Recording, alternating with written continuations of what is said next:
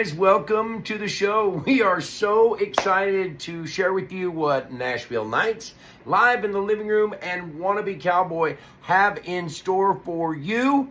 So let's get into it. Cowboys and cowgirls, welcome back to this episode of Live in the Living Room. I'm your host, Regan, as you know, aka Wannabe Cowb0y. And today we are with a UK-based artist known as Pete Hubbard. Pete, welcome to Live in the Living Room for your first appearance. Thank you very much for having me. What we do here, we want to showcase UK talent as much as we possibly can. And for the people that may be watching this right now and going, I've never heard of Pete Hubbard, who is he? Tell us a little bit about yourself.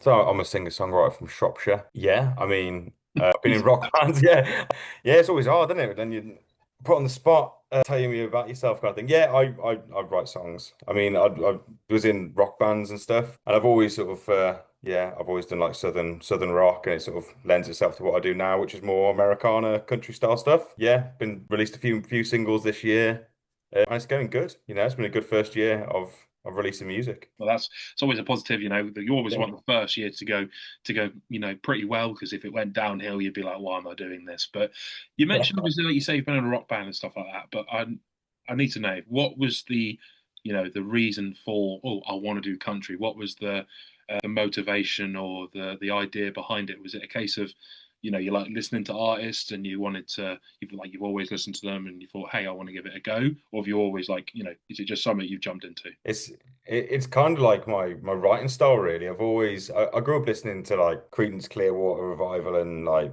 Lynyrd Skynyrd and like the southern rock bands. Yeah. But I was also listening to like their old country folk stuff like Bob Dylan and John Prine, and I kind of listened to like all those when I was growing up. So I've always sang with like a kind whenever I've sang or written music, I've got like a southern drawl when I sing, and I've never really been able to like. It's just what like the way it sort of comes out, really. So so when my band, we were called Embers, we sort of broke ways for whatever reason. But I was trying to think of what I could do where I don't have to really rely on a band. And I just thought, I'll just start writing some music and release a song and see how it goes. You know, it's a bit of a nerve-wracking thing, releasing a song on your own, without a band supporting you. So I was like, right, let's give it a go. And I enjoyed it. So that's sort of why I've gone down that route. It just comes out as sort of alternative country, I call it, Americana kind of style. Yeah, that's the thing. The country's such a broad term these days. Like, there's so many subcategories in the genre. You know, your rock, your folk, your rap country, all that kind of thing. And it was quite funny. It's not to sound weird. So when I was doing my research on you, Pete, you know, as you do with every artist, you know, you're going to speak to, it's quite funny because there was three keywords, we'll say three keywords, like three key things that always popped up. So it was the husky voice, Yeah. the emotional lyrics, Yeah. and as you said, the southern drawl tone. Again, you know, having that rustic kind of authentic voice can always help when making country songs. As we know, you know, you listen to people like Zach Top, that kind of aspect. He's got that like 90s tone in his voice, which people love. But your songs and lyrics, you know, the emotional term inside of it, they do really scream that of country and storytelling. So obviously we were talking about a few of your singles that you've released, you know, The Man I'm Meant to Be. Recently, as of a week and a half ago, you released your newest single, Let's Live Outside. What was the thought process and the ideology behind Let's Live Outside? Well, I've always liked the idea of just packing up, really, and just like going and living in the woods for a little bit. I quite like, you know, I think it was a bit of like desperate, like when I was writing it, it was a bit of like desperation, kind of, I'm done, you know, like I'm done with this now, done with society. It's too much. The 9 to 5. I'm packing up. I'm going to go live outside. I want to go live on a homestead. Yeah. I tend to sing about the outdoors quite a lot. I'm always drawn to the outdoors. So like I sing about trees and pretty much, I think I mention a tree at least once in every song. So I'm always singing about the outdoors, something that I just love, and it's what inspires my music. So basically that's what it's about, really. It's about just getting up, going and living outside for a bit. Well, that's the main thing, you know, getting out there. Like, as much as we're all, as you say, trapped in society, some people live very regime lives that, you know, go to work, go home, go to sleep, get up, go to work. But, you know, I've listened to it a few times and you can really tell, you know, there is a storytelling aspect about, as you've just explained, I'm done, I'm going out there living in the freedom where no one can judge me. And I think that's where people really grips onto it. It's the case of people have also that ideology, and sometimes, you know, they just want to escape from reality. And that's why we love country music, in a sense, because it is, again, it's music as a form is an escape for anyone's reality, no matter what you're going through. And I think in this genre as well, the aspect of people being able to relate to songs is definitely something key. And as an artist, when you play at venues and stuff, and people come up to you going like, "Wow, that really connected with me." It must be intrusively, it must be like, "Wow, never in a million years did I think, hey, I've wrote this for me, but other people would feel the same." Yeah, I think you always worry about it when you, well, I do anyway, writing a song and showing people for the first time. Like, does anyone else feel the same? Like you're putting you're putting your everything that you feel, like you're putting your hearts down, all the things that are in your heart or in all the things, bad things you're thinking, good things, putting them down on paper and then singing them to an audience can be quite nerve-wracking, especially when you're releasing the music as well. But it's nice when you get that reception. And I think when you put those songs into something that's like not just emotional in the lyrics, but emotional in the music, and you can really, and it fits it really well, and it can bring something out in people. That's why that's the best thing about it, isn't it? That's why we do it all. A minute, yeah. But that's again, hit the nail on the head. It's exactly the reason why we all love music. And again, it's always interesting to see from my side, the media side, compared to the artist side, because we get to learn about the story, but you're the person actually really telling it, and it can only go so much and so far.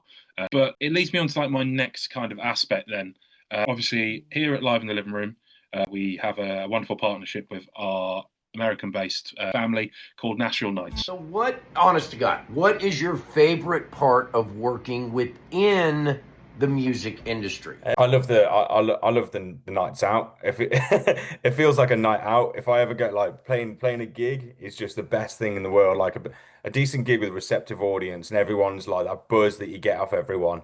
Yeah. And yeah, I think because I love that build up, nerve-wracking or like apprehensive build up before a show, and then that like energy that you get is like it's intoxicating. It's just yeah. That's why I do it. I wouldn't do it otherwise, really. I love recording, but those live gigs are just the one, really. Especially when you've got your band with you, and Yeah. you're all just like you're all like locked in. Everyone's sort of like in together, singing along, having a good time, getting pissed. I can imagine. Yeah, I can imagine it's always a case of when Yeah, feeding off the energy of the crowd. yeah.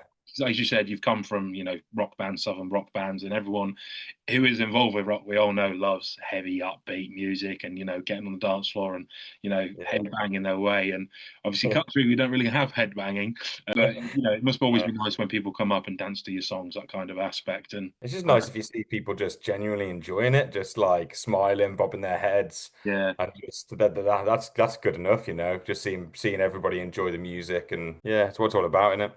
yeah. So what's next for you then? So is in a case of have we got any little exclusives of new tracks on the way? Or obviously I know we've had a conversation off camera, but what's the plans for, venues or gigs you've got coming up post Christmas? What does Pete Hubbard's next 6 months look like? I'm releasing another single, and that single is called "How I'll Go," and it's like a bit more of a Americana, a bit of like a more slower, sadder kind of song, really. But I mean, they all are a little bit, but yeah. So that comes out in January. Really excited about that one, and yeah, at the minute, just pushing this new single out until then. I mean, this one's taken ages to write, really. So to get it down, it's been like 7 months, like 8 months in the making of trying to like get it right to the way we wanted it. So I'm trying to do that again for the next release in January, and then we've got a few more singles coming out, and then hopefully by the end of the year release it as an EP. So That'll be good. hoping about 4 or 5 more tracks in the new year is the plan. And then yeah, a few more shows coming up, dotted around. Got a couple at Low Places. I don't know if you've heard of Low Places there, based in Birmingham. Birmingham, yeah. Yeah, got a couple based there. But yeah, lots to come, I think. Just Pete Hubbard's a busy man, basically. Yeah, trying to be. I mean, I've got some new merch done as well, so that's going on the website. So if anyone wants any new merch, check it out. Hats are my forte. Yeah. Well, I keep thinking about hats. I'm just glued to t-shirts at the minute, but everyone loves hats and t-shirts, so you're all good there. But yeah, kind of leaves me on. I would say, well, ask it, but we kind of have solely maybe answered it earlier on. But it's a bit of a cliche question again. You say you like being put on the spot at the start. So we all know you can't spell country without try. So Pete Hubbard, where are you trying to get to in country music? Ooh, that is a difficult question. Where am I trying to get to? Why I like asking it. Yeah, it's a really good one. I genuinely just want, I like, and it is genuine. I do want people to just connect with the music. So if somebody can, if a few people can connect to it, that's great. I really want to work with some with some artists as well. There's a bunch of like some artists I want to work with. I'm really up for collabing at the minute. Yeah. With some of the artists that are out there, and just meeting them really. Like I did a gig in London with Jake O'Neill. It was really like he's just such a sound fella. Such a good. Yeah, we love JK alive in the living room. Yeah, yeah. So yeah, just meeting some more artists really, and it was nice to hang out with him. So I really enjoyed it. That's the best part of it, really. Yeah. Meeting all these people, going out, and just enjoying country music, and the scene's growing so much, and it's such a lovely scene as well. Like everyone I've met in this in the country UK country scene has just been really helpful, really good, and that's where I'm trying to get. Really, it's just get my music heard. Hopefully, go over to Nashville, play a few songs. Been invited over there to go do a couple of rounds. So yeah, yeah, that's the plan. Well, it's the plan for next year. So yeah, at some point next year, gonna finally go over. I haven't been over yet. Let me know when, because I'm trying to book a trip over there next year. So it'd be fun to see an artist performing in Nashville. Absolutely, yeah, that'd be really cool. Yeah, perfect, Pete. It's been great to talk to you as always.